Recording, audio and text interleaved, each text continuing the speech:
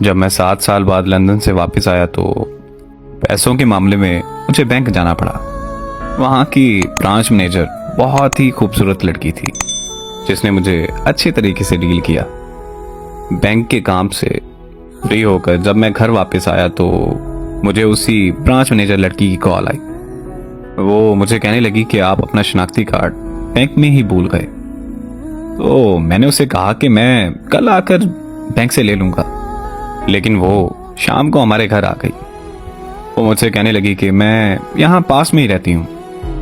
Bank से वापस घर आ रही थी तो सोचा कि मैं आपको आपका शनाख्ती कार्ड वापस दे दी जाऊँ।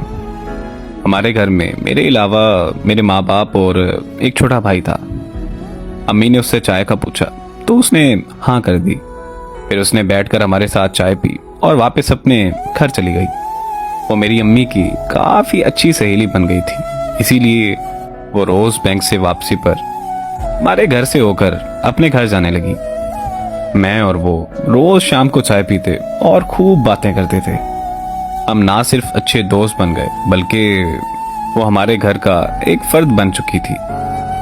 फिर एक दिन उसे पता चला कि मैं लंदन वापस जा रहा हूँ तो वो मेरे कमरे में आकर रोने लगी और ये कहने लगी कि मैं आपसे बहुत ज़्यादा प्यार करती हूँ। मैं आपको देखे बगैर नहीं रह सकती, इसीलिए रोज़ आपके घर आती हूँ।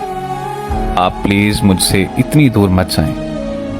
उसका इजहार मोहब्बत सुनकर मुझे बहुत खुशी हुई क्योंकि मैं भी उससे बहुत ज़्यादा प्यार करता था, मगर इजहार करने से डरता था कि कहीं हमारी दोस्ती भी ख़त्म ना हो जाए। फिर मैंने उसे अपने गले लगाकर अपनी मोहब्बत का इजहार किया और ये वादा किया कि मैं उसे छोड़कर कहीं नहीं जाऊंगा।